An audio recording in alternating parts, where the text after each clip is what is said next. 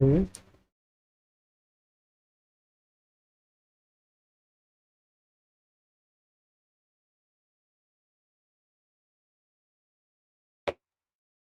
Okay. माफ़ी चाहूँगा, थोड़ा सा कभी कभी सिस्टम प्रॉब्लम कर देता है। ठीक है, तो फिर से आप सभी लोगों का स्वागत है। तो आज दोस्तों हम लोग करने वाले हैं 16 अक्टूबर 2022 के क्वेश्चंस को, जो कि सिर्फ फर्स्ट में आए हुए हैं। तो आप सभी लोग अपने कॉपी किताब को लेकर बैठ जाइए, कॉपी और पेन को। कितने क्वेश्चंस आपके सही होते हैं? 50 क्वेश्चन आज हम करवाएंगे। 50 क्वेश्चन में से आपके कितने सही होते हैं ये आपको कमेंट करके बताना है। और साथ ही में आपको बताना है कि आपने जो पिछली क्लास मैंने डाली है, 6 क्लास ऑलरेडी मैं डाल चुका हूँ, वो आप लोगों ने तैयार की या नहीं की, और उससे संबंधित जो क्वेश्चन है आपके बने कितने ये आपको बताना है, और कितने आपके सही हो रहे हैं ये आपको बताना है। ठीक है, और दोस्तों के साथ शेयर करने हैं क्लास को ज्यादा से ज्यादा। ठीक है, तो सभी लोग तैयार हैं? तो शुरू करते हैं। पहला क्वेश्चन आप सभी लोगों के लिए है कि निम्नलिखित में से किस अधिनियम ने बैंकों के राष्ट्रीयकरण के लिए शर्तें निर्धारित की? आपके पास ऑप्शन है ए बैंकिंग कंपनी जो कि उपक्रमों का अधिकरण और हस्तांतरण है, अधिनियम 1970। ऑप्शन बी है भारतीय रिजर्व बैंक अधिनियम। ऑप्शन सी है बैंकिंग विनियमन अधिनियम। ऑप्शन सी डी है आपके पास इनमें से कोई नहीं। तो आपसे पूछा जा रहा है कि जो बैंकों के राष्ट्रीयकरण के लिए जो शर्तें रखी गई थी वो किस अधिनियम के तहत रखी गई थी, ये आपसे पूछा जा रहा है। तो आपका यहाँ पे जो राइट आंसर होगा, आपको साथ में जवाब भी देता जाना है कि कौन सा सही जवाब होगा। ठीक है, कमेंट बॉक्स में। तो यहाँ पे आपको जो बिल्कुल सही जवाब होगा वो होगा आपका ए, बिल्कुल सही जवाब होगा। क्या हो रहा है यार आज?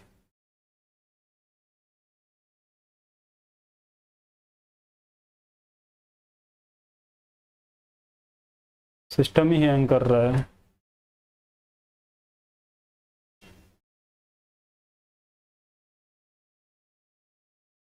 तो यहाँ से लाइव बंद कर देता हूँ।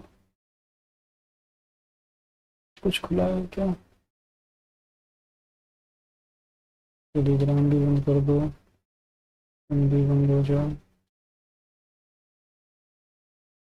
ओके,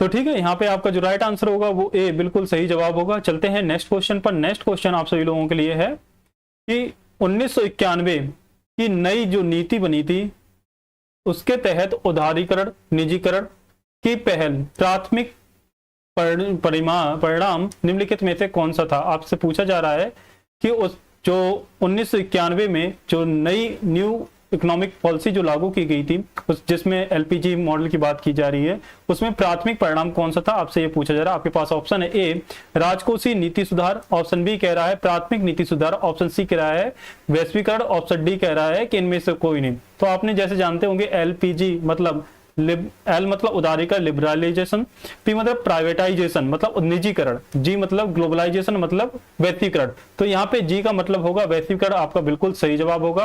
और आपको बताना है कि जो हमारा जो एलपीजी मॉडल आया था किस पंचवर्षीय योजना के तहत आया था। 1991 में जो नई इकोनॉमिक पॉलिसी लागू की गई थी तो वो किस पंचवर्षीय योजना में लागू की गई थी? तो आपकी वो होगा आंसर, यदि बात की जाए तो वो होगा आपका 8वीं पंचवर्षीय योजना। 8वीं पंचवर्षीय योजना, ठीक है। और उसमें आपके जो पीएम कौन होते हैं, प्रधानमंत्री कौन होते हैं? पीवी नरसिम्हा राव। और उसमें जो आपके वित्त मंत्री होते हैं वो होते हैं डॉक्टर मनमोहन सिंह। ठीक है, चलते हैं नेक्स्ट क्वेश्चन पर। नेक्स्ट क्वेश्चन है निम्नलिखित में से किसे भारत की में हरित क्रांति का जनक के रूप में जाना जाता है? आपके पास ऑप्शन है A doctor Arun Krishnan. Option B M S Swaminathan. C Verghese Kurien. और डी सैम प्रतोदा। तो यहां से आपको पूछा जा रहा है कि भारत में, यहाँ पे आपको ये अगर देखना है कि भारत में यदि लिखा हुआ है तो ठीक है, तब तो एम एस स्वामीनाथन होंगे आपके। और यदि भारत में नहीं लिखा है, सिर्फ लिखा है हरित क्रांति के जनक, तो होंगे नॉर्मन बोरलॉग। ठीक है, तो यहाँ पे आपका राइट आंसर होगा बी, बिल्कुल सही जवाब होगा। चलते हैं नेक्स्ट क्वेश्चन पर। नेक्स्ट क्वेश्चन है संविधान के लिए डीपीएसपी निम्नलिखित में से किस संविधान से प्रेरित थे? आपके पास ऑप्शन है A USA, B France, C Ireland और डी इनमें से कोई नहीं। तो यहाँ पे आपका जो सही जवाब होगा वो होगा आपका डीपीएसपी किससे थी? आयरलैंड से। आयरलैंड आपका बिल्कुल सही जवाब होगा, सी बिल्कुल सही जवाब होगा। यूएसए से क्या था आपका मौलिक अधिकार, फंडामेंटल राइट्स, ठीक है। तो यूएसए से फंडामेंटल राइट्स, और यदि डीपीएसपी राज्य की नीति तत्व की बात करें तो वो आयरलैंड से था। चलते हैं नेक्स्ट क्वेश्चन पर। नेक्स्ट क्वेश्चन है कि भारतीय संविधान के अनुच्छेद 19 में कौन सा अधिकार शामिल है। आपके पास ऑप्शन है ए संवैधानिक उपचार का अधिकार, बी वाक और अभिव्यक्ति स्वतंत्रता का अधिकार, ऑप्शन सी शोषण के विरुद्ध अधिकार, ऑप्शन डी धर्म की स्वतंत्रता का अधिकार। तो ऑप्शन जो अनुच्छेद 19 में है वो है आपकी वाक स्वतंत्रता अधिकार या बोलने की अभिव्यक्ति की आजादी की बात की गई है आर्टिकल 19 में। राइट आंसर होगा आपका बी बिल्कुल सही जवाब होगा। यदि बात की संवैधानिक उपचारों का अधिकार कौन सा, आर्टिकल 32, शोषण के विरुद्ध अधिकार कौन सा है, आर्टिकल 23 और 24, और धार्मिक स्वतंत्रता की बात किसमें की गई, 25 से 28 में। चलते हैं नेक्स्ट क्वेश्चन पर। नेक्स्ट क्वेश्चन आप सभी लोगों के लिए कि संसदीय प्रणाली में लोकसभा कार्यपालिका किसके प्रति उत्तरदायी होती है। तो यहां पे पूछी जा रही है कि लोकसभा होती है वो डायरेक्टली किसके प्रति उत्तरदायी होती है। आपके पास ऑप्शन है ए लेजिस्लेचर, बी जनता, सी न्यायपालिका और डी इनमें से कोई नहीं। तो लोकसभा है, लोकसभा में जो सदस्य चुने जाते हैं वो जनता द्वारा डायरेक्टली चुने जाते हैं, प्रत्यक्ष रूप से। तो लोकसभा जो उत्तरदायी होती है वो जनता के प्रति होती है। राइट आंसर आपका यहाँ पे बी बिल्कुल सही जवाब होगा। चलते हैं नेक्स्ट क्वेश्चन पे। नेक्स्ट क्वेश्चन आप सभी लोगों के लिए कि निम्नलिखित में से कौन सी संविधान भारतीय संविधान की मुख्य विशेषता नहीं है, यहाँ पूछा गया नहीं है। आपके पास ऑप्शन है ए लिखित और विस्तृत संविधान, बी है द्विस्तरीय सरकार, सी है एकल नागरिकता और डी है सार्वभौमिक वयस्क मताधिकार। तो यहाँ पे विस्तृत लिखित और विस्तृत संविधान है भारत का, हाँ बिल्कुल है। एकल नागरिकता है, वयस्क मताधिकार भी आपको यहाँ पे ये बताना है कि जो वयस्क मताधिकार है आपका, वयस्क मताधिकार है वो किस संविधान संशोधन द्वारा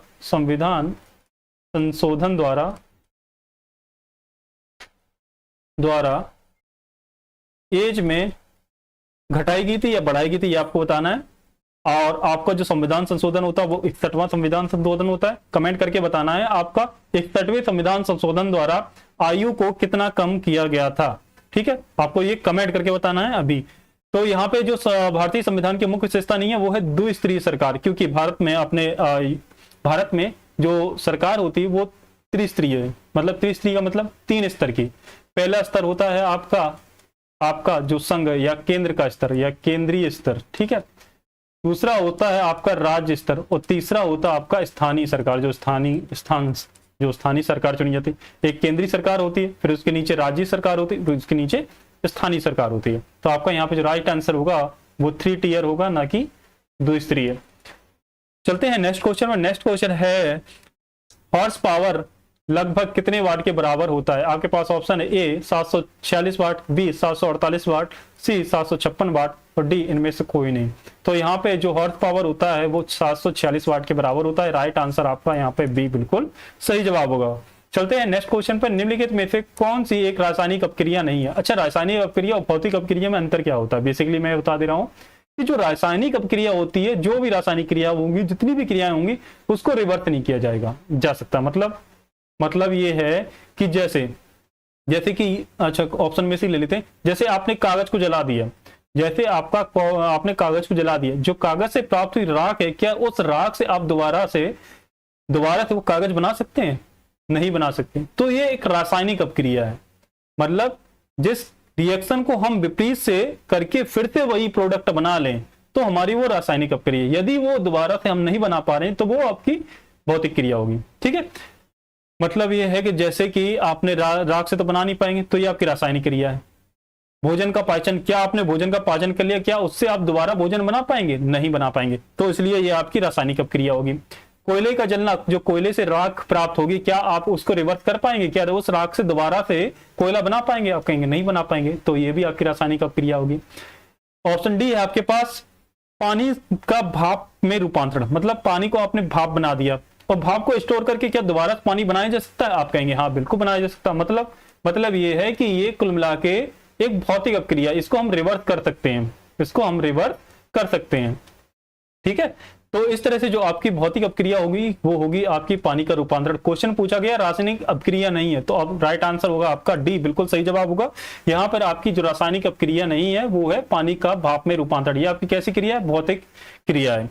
चलते हैं नेक्स्ट क्वेश्चन पर। नेक्स्ट क्वेश्चन है पायरिया निम्न में से किसका रोग है? आपके पास ऑप्शन है ए नाक का, बी मसूड़ों का, सी हृदय का और डी फेफड़ों का। तो पायरिया रोग होता है वो आपका मसूड़ों का होता है, जिसमें पायरिया में होता है क्या है कि बदबू आती है चेहरे से, सॉरी मुंह से बदबू आती है, तो वो पायरिया होता है। तो यहाँ पे आपका राइट आंसर होगा वो भी बिल्कुल सही जवाब होगा। नेक्स्ट क्वेश्चन आप सभी लोगों के लिए, फ्लोएम एक ऊतक है, निम्नलिखित में से किसमें पाया जाता है? आपके पास ऑप्शन है ए पौधों में, बी स्थानीय धारियों में, सी जानवरों के प्रजनन अंगों में, डी कीटों में। तो फ्लोएम भी एक ऊतक होता है, ऊतक होता है किसकी तरह? जाइलम की तरह, जाइलम की तरह।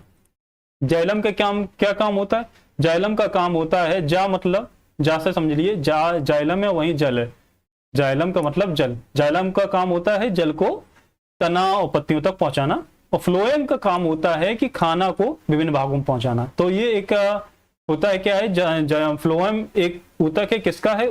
पौधे का है। तो राइट आंसर आपका यहाँ पे ए बिल्कुल सही जवाब होगा। चलते हैं नेक्स्ट क्वेश्चन पर। नेक्स्ट क्वेश्चन है भारत की पंचायती राज व्यवस्था कितने स्तर की है? आपके पास ऑप्शन है एक स्तर की, बी है 3 स्तर की, सी है 2 स्तर की और डी है 4 स्तर की। तो यहाँ पे जो भारत की पंचायती राज व्यवस्था है कितने स्तर की होती है? आप कहेंगे 3 स्तर की होती। आप कहेंगे 3 स्तर कैसे होते हैं? एक होता है जिला स्तर, एक होता है जिला स्तर, मैं इसको कलर चेंज कर लेता हूं। एक होता है जिला स्तर, एक होता है ब्लॉक स्तर या क्षेत्र स्तर जिसे बोलते हैं, क्षेत्र स्तर, और तीसरा होता है ग्राम स्तर जिसे ग्राम पंचायत भी आप लोग कहते हैं। ठीक है, तो इस तरह से जो आपकी पंचायती राज व्यवस्था है वो है आपकी 3 स्तर की होती है। यदि बात करें पंचायती राज व्यवस्था का पहली बार कहां पे हुई थी? वो नागौर में। किसने उद्घाटन किया था? किसने शुरुआत की थी? वो की थी पंडित जवाहरलाल नेहरू ने।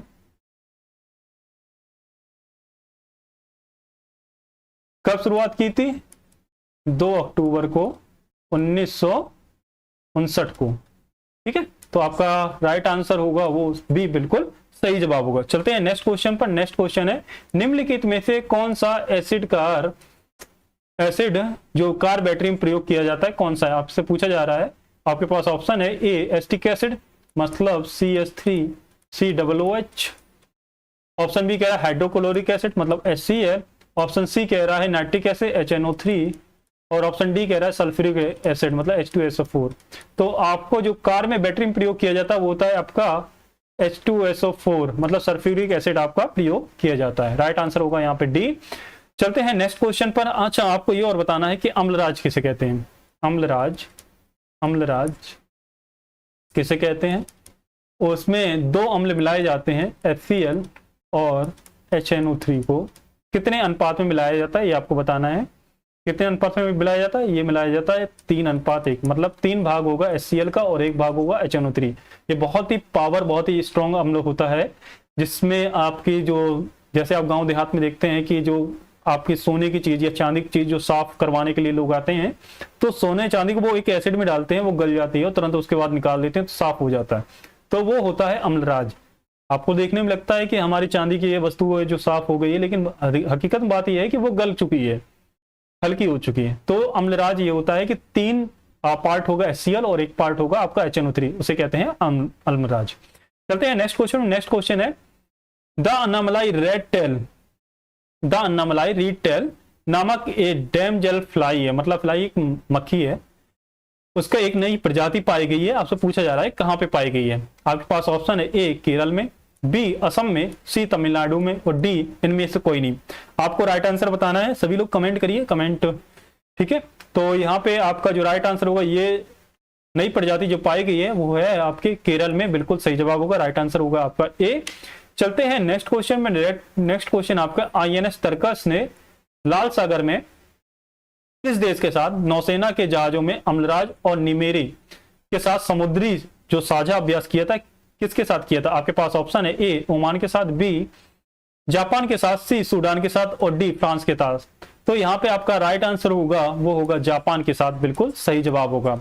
जापान के साथ नौसेना अभ्यास हुआ था INS तर्कस और जापान के जहाजों के साथ। चलते हैं नेक्स्ट क्वेश्चन पर। नेक्स्ट क्वेश्चन है कि अच्छा, ये आपका जो 2022 का जो मैं पैट का करवा रहा हूं, इससे पहले जो आपके 2023 वाले जो कंप्लीट हो चुके हैं उनको आप लोग रिवाइज करते रहिएगा।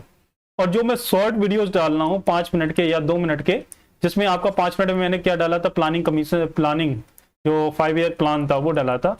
पंचवर्ती योजना मैंने कंप्लीट की थी। 2 मिनट में मैं लोक नृत्य आप कंप्लीट करा चुका हूं, और उसमें साथ में मौलिक अधिकार वाला कंप्लीट करा चुका हूं। तो ये सभी आप रिवाइज करते रहिए। इससे होगा क्या कि आपका जो कंटिन्यू बनाए रहेंगे, आप रिवाइज करते रहेंगे तो आपको कंटेस्ट हो जाएगा, बहुत सारे क्वेश्चन उसी से पूछे जाएंगे। ठीक है, तो 5 ईयर प्लान से तो आपका लगभग 102 क्वेश्चन तो कंफर्म है कि 102 क्वेश्चन आपका पैट में आना 101% तय है, 101% तय है।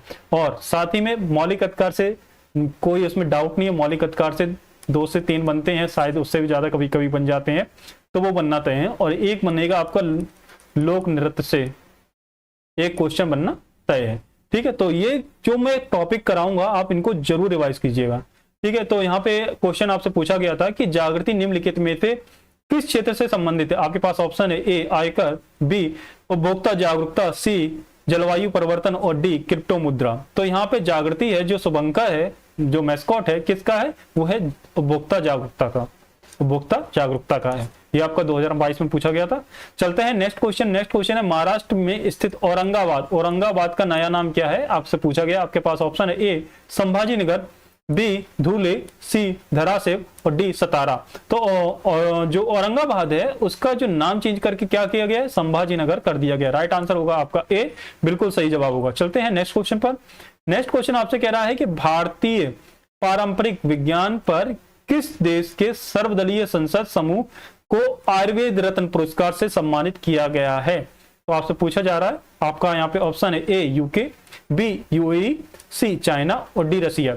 तो यहाँ पे जो आपका जो आयुर्वेद विज्ञान है उसके जो पूरा एक समूह गया था उसको सम्मानित किया गया किस देश में, आपसे पूछा जा रहा है ये। तो राइट आंसर आपका होगा यूके, यूके की संसद में सम्मानित किया गया था। राइट आंसर बिल्कुल ए, बिल्कुल सही जवाब होगा। नेक्स्ट क्वेश्चन आप सभी लोगों के लिए, टाटा पावर सोलर ने किस राज्य में भारत की सबसे बड़ी फ्लोटिंग सौर ऊर्जा का परियोजना शुरू की है, किस राज्य में, आपसे पूछा जा रहा है। आपके पास ऑप्शन है ए असम में, बी बिहार में, सी केरल में और डी ओडिशा में। तो जो सबसे बड़ी फ्लोटिंग तैरती सौर ऊर्जा की परियोजना की शुरुआत की गई है वो की गई है केरल में। और कितने 101 मेगावाट की परियोजना शुरू की गई है। राइट आंसर होगा आपका यहाँ पे सी, बिल्कुल सही जवाब होगा। चलते हैं नेक्स्ट क्वेश्चन पर। सभी लोग कमेंट में जवाब भी देते रहिए और साथ में दोस्तों के साथ शेयर जरूर करिएगा। ठीक है, और यदि हाँ पसंद आ रही है तो जरूर ही आप लोग लाइक कर सकते हैं, और नहीं आ रही तो नहीं, ईमानदारी से आप लोग कमेंट कर सकते हैं। ठीक है, नेक्स्ट क्वेश्चन आप सभी लोगों के लिए है कि हिमाचल प्रदेश में 21 दिवसीय जो संयुक्त अभ्यास हुआ था वज्र प्रहार, जो कि 2022 में हुआ था, किन देशों के बीच हुआ था। ये क्वेश्चन बन सकता है आपके कि वज्र प्रहार जो युद्ध अभ्यास होता है वो किन 2 देशों के बीच में होता है। आपके पास ऑप्शन है ए भारत और रूस के बीच, बी भारत और फ्रांस के बीच, सी भारत और यूनाइटेड यूके के बीच, और ऑप्शन डी है कि भारत और यूएसए के बीच या अमेरिका के बीच। तो यहाँ पे आपका जो राइट आंसर होगा वो डी, बिल्कुल सही जवाब होगा। मैं सभी युद्ध अभ्यासों को, जितने भी युद्ध अभ्यास हैं, इनका एक शॉर्ट वीडियो डाल दूंगा जिससे आप लोग रिवाइज करते रहें। ठीक है, युद्ध अभ्यास का एक मैं सारा वीडियो, जितने भी युद्ध अभ्यास होते हैं उन सभी का मैं एक युद्ध वो वीडियो डाल दूंगा, 2 मिनट का एक शॉर्ट वीडियो डाल दूंगा, तो आप लोग वहां से ठीक है रिवाइज करते रहिए। तो यहाँ पे आपका राइट आंसर होगा बिल्कुल डी, बिल्कुल सही जवाब होगा। मतलब वज्र प्रहार जो होता है, जो युद्ध अभ्यास है, वो आपके यूएसए और इंडिया के बीच में होता है। और जो एक युद्ध अभ्यास नाम का भी एक युद्ध अभ्यास होता है, वो किसके बीच में होता है, वो भी आपके अमेरिका और यूएसए के बीच में होता है। और यूएसए के बीच में कौन से होता है, रेड फ्लैग होता है।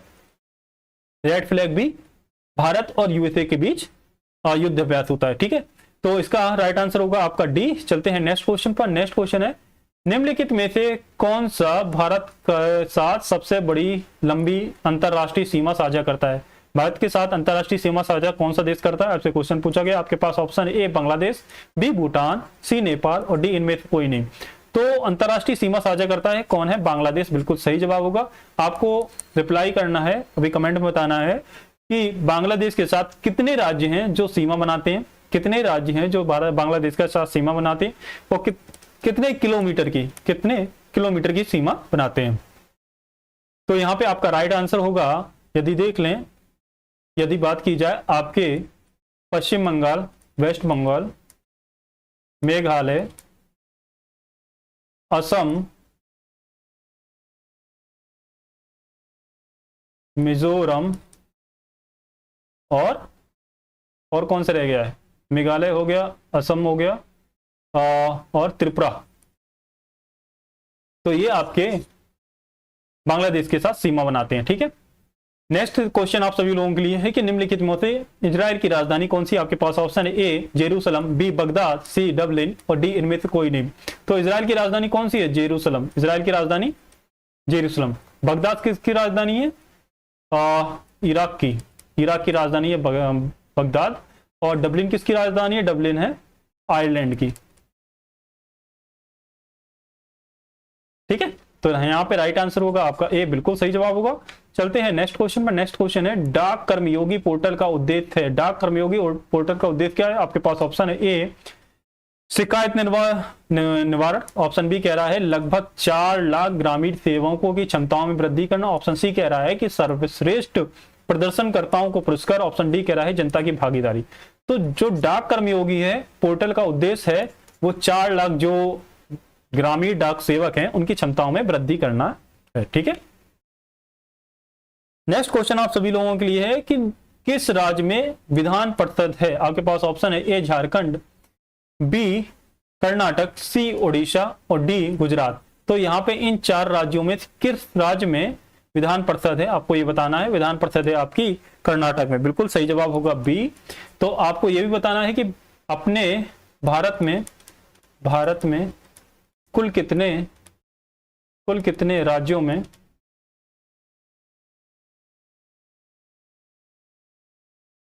विधान परिषद है।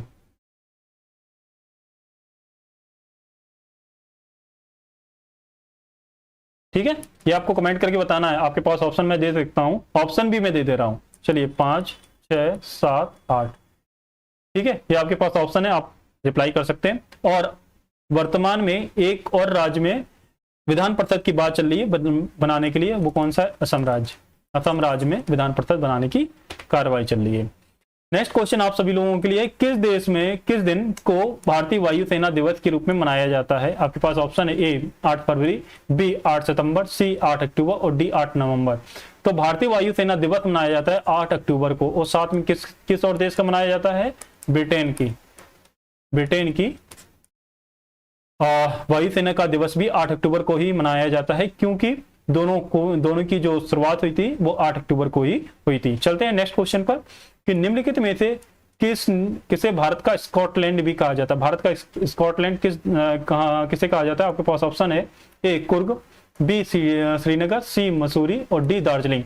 तो जो भारत का स्कॉटलैंड कहा जाता है वो कुर्ग को कहा जाता है, और साथ ही में इसे क्या बोला जाता है? दक्षिण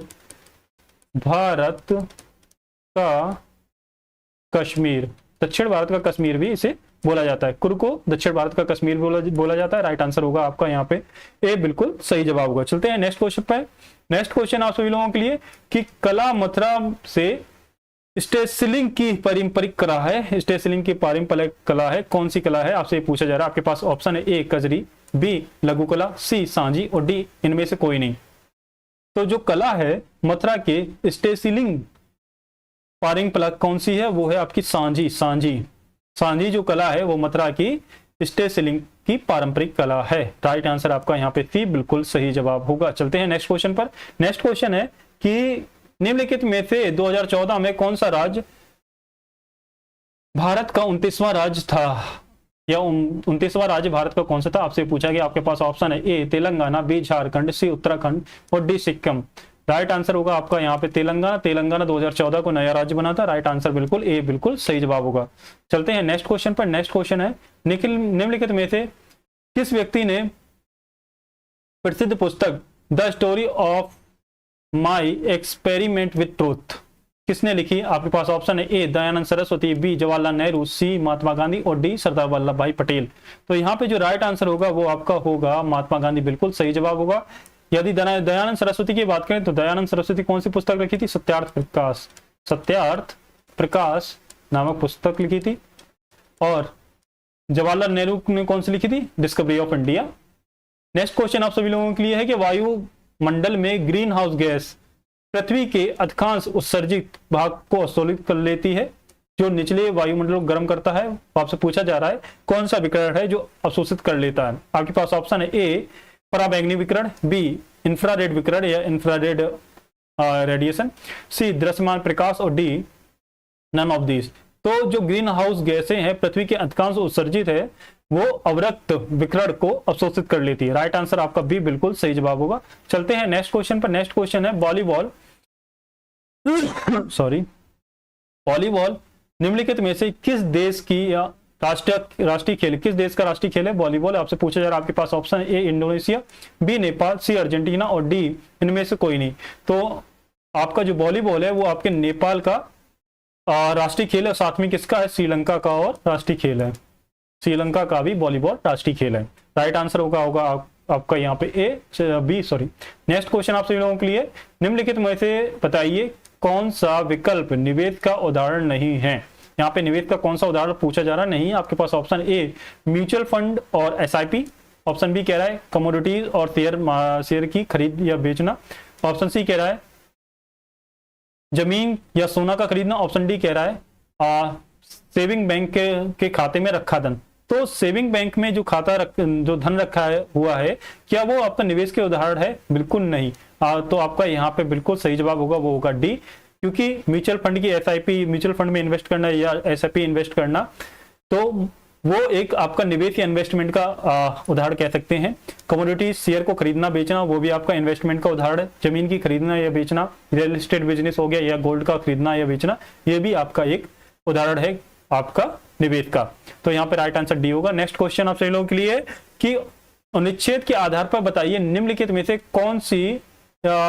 में से निवेश की कौन सी सही विशेषता है? आपके पास ऑप्शन है निवेश की यहाँ पे विशेषता पूछा जा रहा है, 4 विशेषताएं दी है, इनमें से कौन सी नहीं है या कौन सी सही है? सही बताना है, नहीं है, कौन सी बताना है। तो आपका पास जो 4 विशेषताएं दी है उनमें पहली विशेषता है निवेश से दीर्घकालिक आर्थिक लक्ष्य प्राप्त किए जा सकते हैं। दूसरा जो विशेषता कह रहा है कि निवेश अल्पावधि मतलब कम समय में धन अर्जन करने का तरीका है। तीसरी विशेषता कह रहा है गृहिणियों द्वारा, जो घर की महिलाओं द्वारा परिवार के खर्चों से बचाएगी राशि एक अच्छा निवेश है। और डी कह रहा है निवेश में ऊंचे रिटर्न की संभावना के साथ रिस्क भी रहता है। तो निवेश की विशेषताओं की बात करें, निवेश दीर्घकालिक होता है। हाँ बिल्कुल निवेश दीर्घकालिक होता है, बिल्कुल सही बात है। क्या निवेश अल्पावधि के लिए किया जाता है या क्या अल्पावधि में कम से कम समय में क्या निवेश से ज्यादा धन कमाया जा सकता है? बिल्कुल नहीं कमाया जा सकता है। अगर कमाया जा सकता है तो वो जुआ या सट्टा है, ठीक है। और तीसरा जो विशेषता कह रहा है कि गृहिणियों द्वारा परिवार के खर्चे से बचाएगी धनराशि क्या निवेश के लिए अच्छा है? उनके सोचो कि अगर वो 500 रुपए में 50 रुपए बचा लें, 50 रुपए का निवेश करना क्या वो अच्छा निवेश है? क्या 50 रुपए का आप एक अच्छा इन्वेस्टमेंट मानते हैं? बिल्कुल नहीं, एक अच्छा निवेश नहीं हो सकता है। निवेश में ऊंचे रिटर्न की संभावना के साथ रिस्क भी रहते हैं। हाँ बिल्कुल रहता है। यदि आपने कोई निवेश किया है वो कल को, जैसे हम लोग म्यूचुअल फंड में इन्वेस्ट करते हैं, अच्छी खासी राशि जमा करते हैं, कल को बाजार, म्यूचुअल फंड बेसिकली है क्या?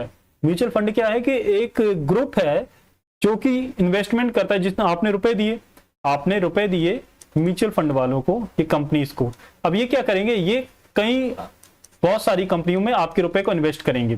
तो उनमें से जो प्रॉफिट होगा उसमें से कुछ आप अपने पास रख लेंगे और बाद बाकी आपको दे देंगे। अब सोचो कि कल को ये कंपनियां जो जिसने इन्वेस्टमेंट किया है वो कल को नीचे चले जाए तो क्या होगा? तो घाटा होगा ना, तो रिस्क तो रहेगा ही।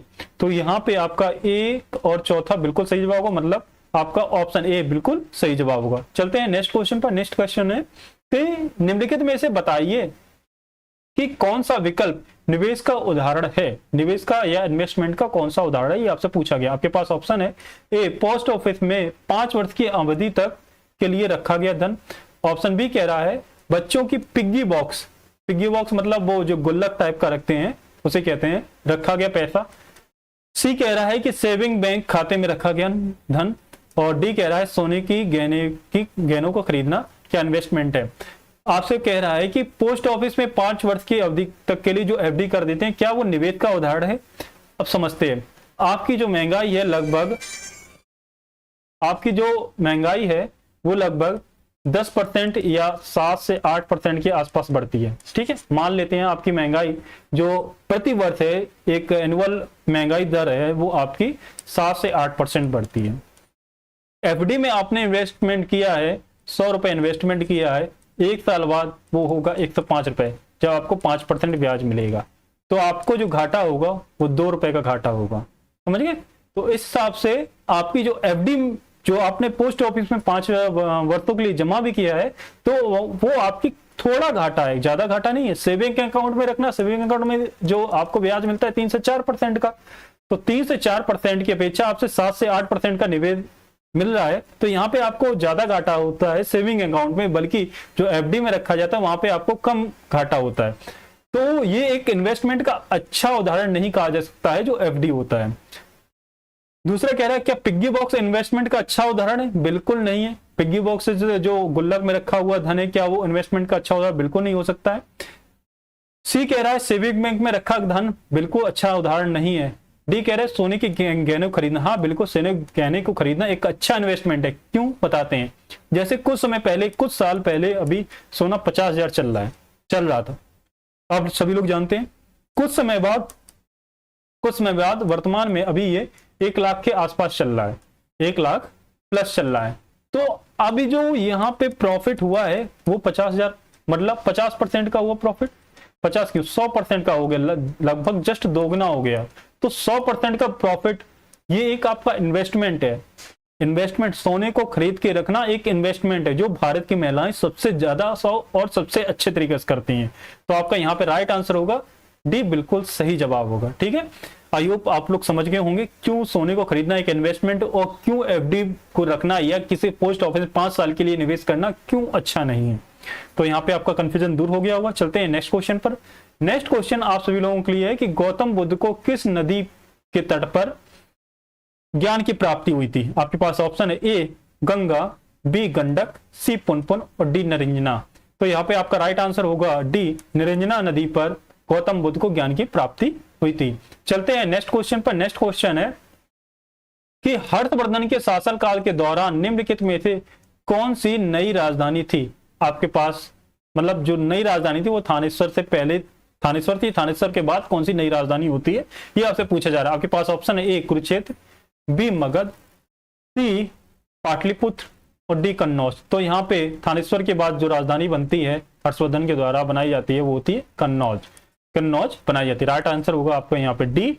चलते हैं नेक्स्ट क्वेश्चन। नेक्स्ट क्वेश्चन है आप सभी लोगों के लिए, निम्नलिखित में किस सेना की ताकत छापा मार, जिसे गोरिल्ला रणनीति भी कहते हैं, किसकी थी। आपके पास ऑप्शन है ए मराठा, बी ब्रिटिश, सी मुगल और डी नायक।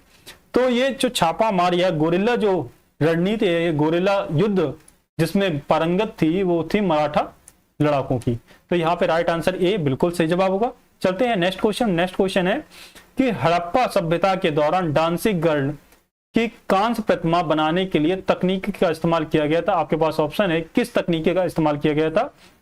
ए पत्थर की नक्काशी, बी हाथी दांत नक्काशी, सी लकड़ी की नक्काशी, ऑप्शन डी कह रहा है मोमलोक ढलाई या मोम की जो कास्टिंग की जाती है उसको। तो यहाँ पे जो डांसिंग गर्ल आपने देखा होगा, तो कांस्य की जो प्रतिमा है, कांस्य की मूर्ति है डांसिंग गर्ल, तो वो बनाई गई है आपकी वैक्स मतलब मोम की ढलाई से। लास्ट यहाँ पे राइट आंसर होगा आपका डी, बिल्कुल सही जवाब होगा। नेक्स्ट क्वेश्चन आप सभी लोगों के लिए कि पूर्ण स्वराज की मांग करने वाले प्रथम कार्यकर्ता का नाम लिखिए। जो पूर्ण स्वराज की जो मांग की थी किसने की थी ये आपसे पूछा जा रहा है। आपके पास ऑप्शन है ए मगफूर अहमद आजादी, बी ऑप्शन कह रहा है बिपिन चंद्र पाल, सी कह रहा है बाल गंगाधर तिलक, डी कह रहा है हजरत मोहानी। तो यहाँ पे आपके जो पूर्ण स्वराज की मांग रखी थी वो रखी थी सन 1921 में।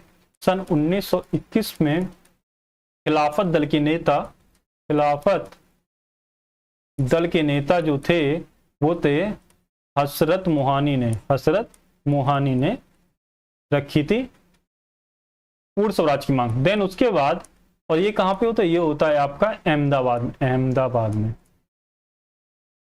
ठीक है। फिर उसके बाद 1926 में लाहौर अधिवेशन होता है। लाहौर में कांग्रेस का अधिवेशन होता है जिसकी अध्यक्षता करते हैं जवाहरलाल नेहरू। फिर उसके बाद जवाहरलाल नेहरू रखते हैं पूर्ण स्वराज की मांग। तो 1926 में जवाहरलाल नेहरू द्वारा लाहौर में पूर्ण स्वराज की मांग रखी जाती, लेकिन उससे पहले जो रखी गई थी मांग वो 1921 में हजरत मोहानी ने रखी थी अहमदाबाद में, खिलाफत दल के जो नेता थे उन्होंने। तो राइट आंसर आपका यहां पर होगा डी, बिल्कुल सही जवाब होगा। चलते हैं नेक्स्ट क्वेश्चन पर। नेक्स्ट क्वेश्चन आप सभी लोगों के लिए कि निम्नलिखित में से किस आंदोलन का प्रमुख कारण माना जाता है, जो स्वदेशी आंदोलन है उसका प्रमुख कारण कौन सा है, ये आपसे पूछा जाए। आपके पास ऑप्शन ए कि महिला शिक्षा के बजाय पुलिस और रेलवे के लिए वित्त पोषण। ऑप्शन बी कह रहा है कलकत्ता निगम अधिनियम 1899। ऑप्शन सी कह रहा है कि बंगाल विभाजन करने का निर्णय। ऑप्शन डी कह रहा है कि पंजाब भूमि हस्तांतरण 1900। तो यहाँ पे आपका राइट आंसर होगा वो होगा सी, बिल्कुल सही जवाब होगा। स्वदेशी आंदोलन कब होता है, लॉर्ड कर्जन के समय कब होता है, 1905 में। उसी समय बंगाल विभाजन करने के बाद स्वदेशी आंदोलन शुरू होता है। और आपको बताना है कि वंदे मातरम, कौन सा, वंदे मातरम आंदोलन कब शुरू होता है और दक्षिण भारत में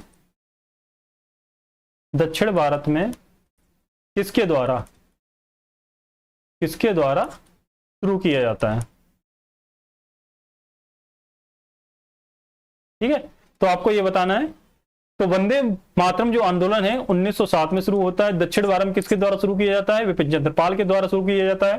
ठीक है, तो यहाँ पे आपका कंफ्यूजन दूर हो गया होगा। यहाँ पे राइट आंसर होगा आपका सी। नेक्स्ट क्वेश्चन आप सभी लोगों के लिए है कि ब्रिटिश ने निम्नलिखित में से किस भाषा को भारतीय समाज में प्रस्तुत करने के लिए उत्सुकता दिखाई थी।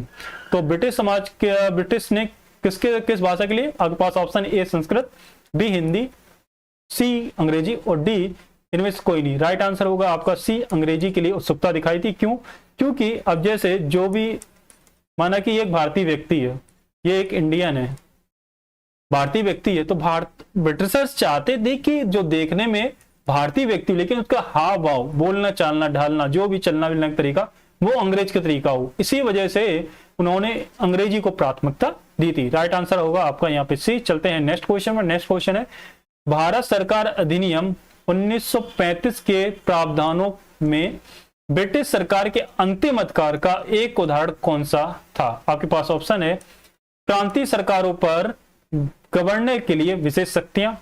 ऑप्शन बी कह रहा है प्रांतीय स्तर पर द्वैध शासन का उन्मूलन। ऑप्शन सी कह रहा है संघीय बैंक की स्थापना। ऑप्शन डी कह रहा है शक्ति का विभाजन। तो यहां पे आपसे पूछा गया है कि जो भारत सरकार अधिनियम 1935 था उसमें जो ब्रिटिश सरकार के अंतिम अधिकार का एक उदाहरण कौन सा था।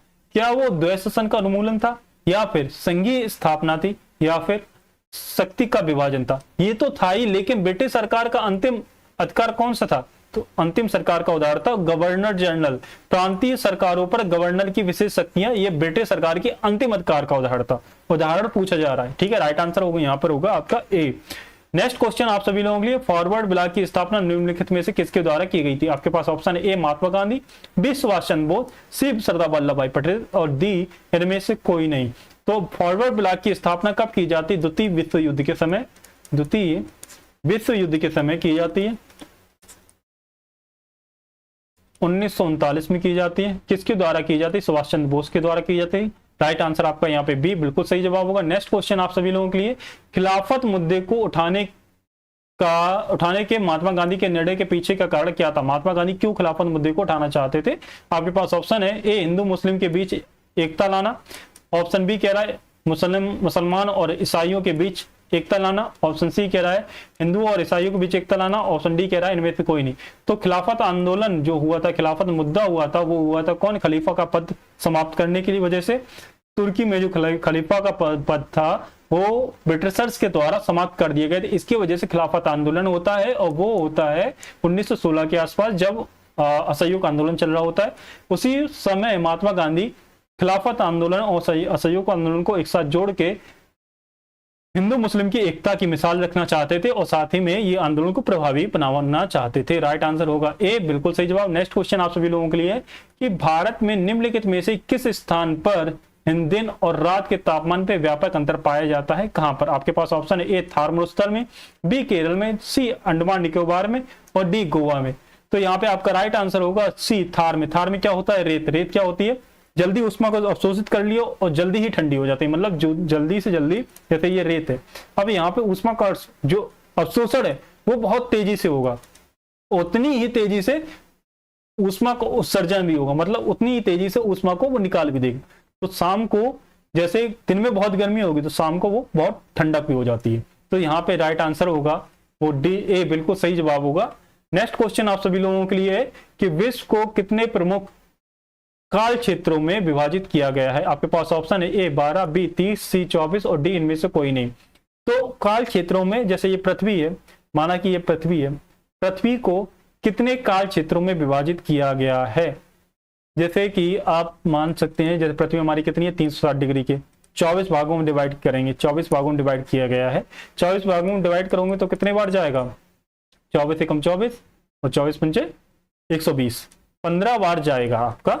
तो 15 इसीलिए वजह से कहा गया है, यदि आप किसी देशांतर को 15 डिग्री चलते हो, 15 डिग्री पर 1 घंटे का अंतर होता है।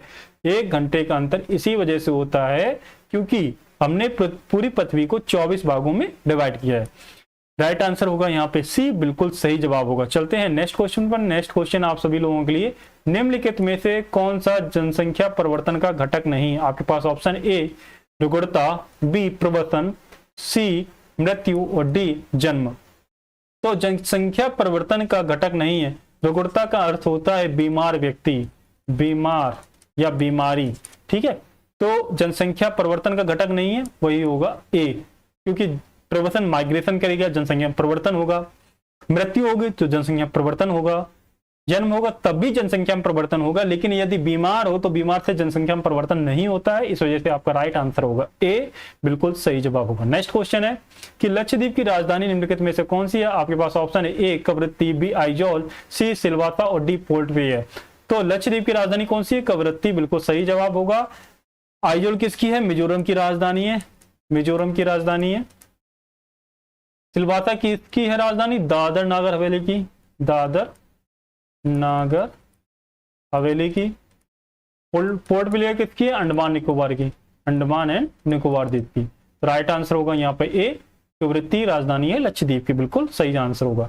नेक्स्ट क्वेश्चन आप सभी लोगों के लिए है कि स्थिरता के साथ विकास का उद्देश्य निम्नलिखित में से कौन सी पंचवर्षीय योजना की शुरुआत की गई थी? राइट आंसर होगा आपका चौथी पंचवर्षीय योजना।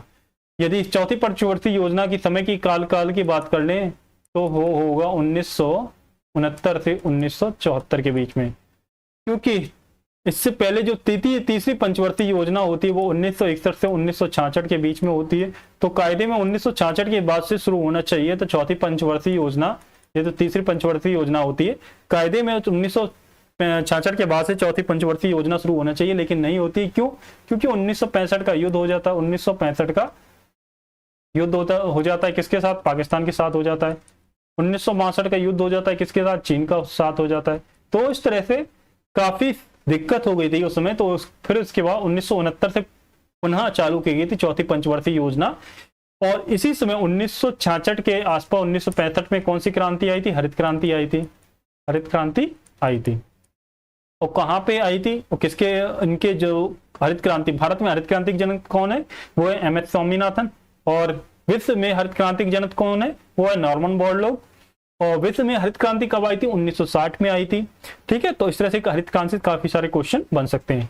नेक्स्ट क्वेश्चन आप सभी लोगों के लिए है कि निम्नलिखित में से किसमें व्यक्तियों और व्यक्तियों के समूहों के स्वामित्व वाले व्यवसाय शामिल है?